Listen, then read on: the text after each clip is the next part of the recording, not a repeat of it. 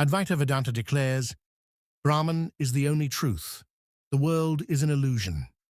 But then, we look upon Mahakali, her wild, untamed form, the garland of skulls around her neck, the sword in one hand, a severed head in the other, her body drenched in blood, and an inevitable question arises.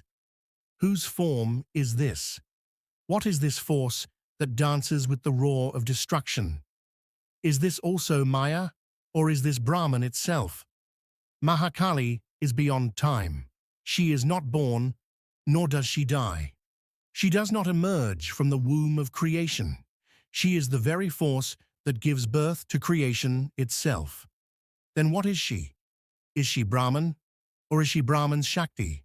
Advaita proclaims that there is only one ultimate reality, formless, attributeless, singular.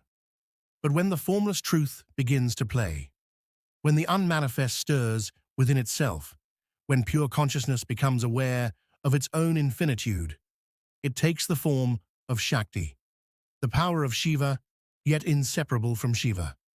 Kali's dark complexion. It is not just the absence of light. It is the abyss, the cosmic void that holds existence in its womb. This very void, which Advaita calls Brahman, is infinity itself.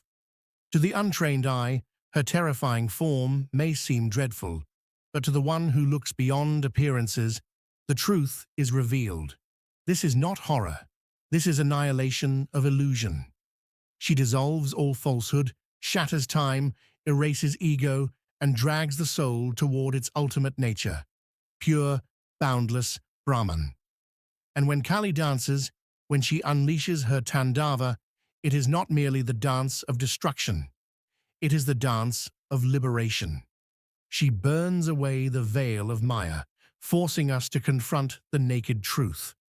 Look at Shiva beneath her feet. This is not submission, but absolute surrender. Here, all duality collapses into nothingness.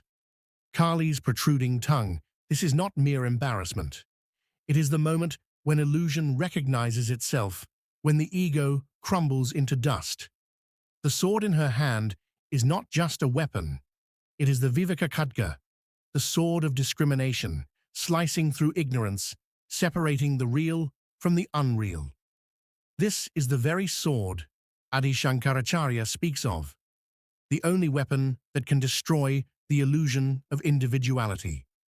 The severed head she holds is not just a trophy.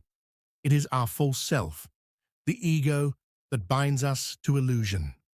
Without its destruction, liberation is impossible. The mystery of Mahakali is not just that she is Shakti, but that she is beyond Shakti as well. She is both form and formlessness, Maya and its annihilation, creation and dissolution.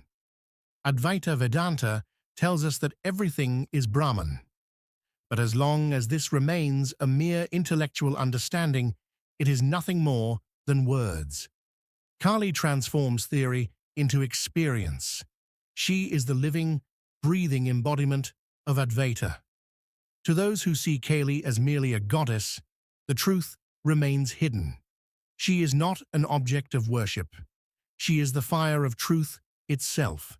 She is that consciousness that shatters its own reflection to know itself. She is that infinity that devours time. She is life, she is death. She is darkness, she is light. And finally, when the seeker stands before Kali, he trembles. But when he transcends his fear, he realizes this ferocity is but an illusion.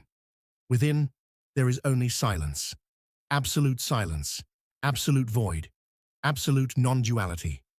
Kali is not just power. She is that truth which lies beyond all opposites. She is that void where all duality dissolves, leaving only Brahman. Kali is Brahman, and Brahman is Kali.